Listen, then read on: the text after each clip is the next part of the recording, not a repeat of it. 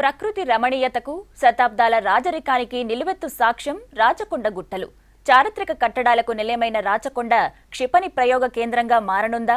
వందల సంఖ్యలో ఉన్న దేవాలయాలు, పురాతన కట్టడాలు, వన్యప్రాణులు, అంతకు మించి అడవిని నమ్ముకుని జీవించే గిరిజనం, వీరందరినీ సర్కారు ఏం చేయబోతోంది?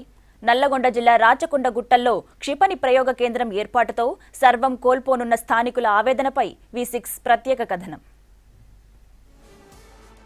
వేలాది ఎకరాల మాగాణి భూమి, అపార జల సంపద ఉన్న రాచకొండ అటవీ ప్రాంతం ఒకనాడు రాచరిక పాలనలో ఓ వెలుగు వెలిగింది. 13వ శతాబ్దంలో రాచకొండ రాజధానిగా పద్మనాయక రాజులు ఈ ప్రాంతాన్ని పాలించినట్లు చరిత్ర చెబుతోంది. అంతటి చారిత్రక ప్రాంతంపై ప్రభుత్వాల కన్ను పడింది. గతంలో ఫీల్డ్ ఫైరింగ్ రేంజ్ ఏర్పాటుకు ప్రభుత్వం గ్రీన్ సిగ్నల్ ఇవ్వడంతో పెద్ద ఎత్తున ఉద్యమాలు చేశారు స్థానిక ప్రజలు.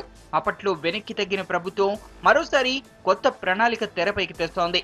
ఈ ప్రాంతాన్ని క్షిపణి ప్రయోగ కేంద్రంగా మార్చేందుకు రంగం సిద్ధం చేస్తోంది.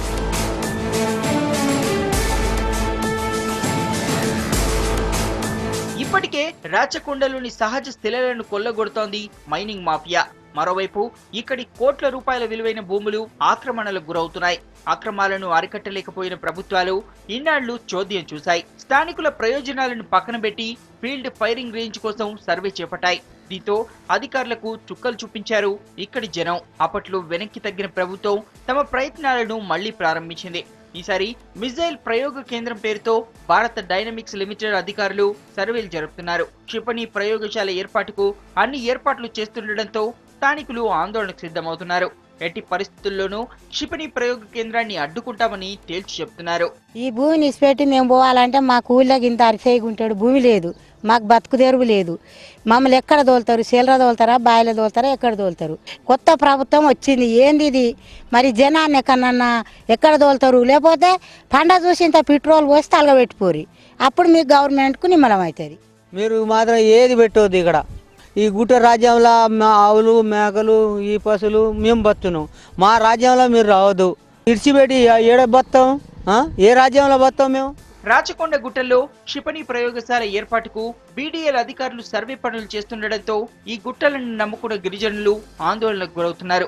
పోడు వ్యవసాయం చేసుకునే ఇక్కడి గొర్రెల కాపరులు, రైతులు క్షిపణి ప్రయోగ కేంద్రం ఏర్పాటును తీవ్రంగా వ్యతిరేకిస్తున్నారు. తమను తరిమేసేందుకు ప్రభుత్వాలు కుట్ర పన్నుతున్నాయంటూ ఆవేదన వ్యక్తం చేస్తున్నారు. మేము ఎక్కడ పోలేము, ఇక్కడి నుంచి మేము వెళ్ళలేము, ఇక్కడే ఉంటాం, ఇక్కడే చేస్తాం.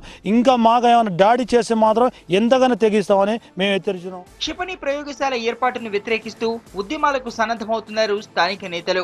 రాచకొండ గుట్టల్లోని చారిత్రాత్మక కట్టడాలను పరిరక్షించాల్సిన ప్రభుత్వమే వాటిని నాశనం చేసేందుకు ప్రయత్నిస్తోందని విమర్శిస్తున్నారు.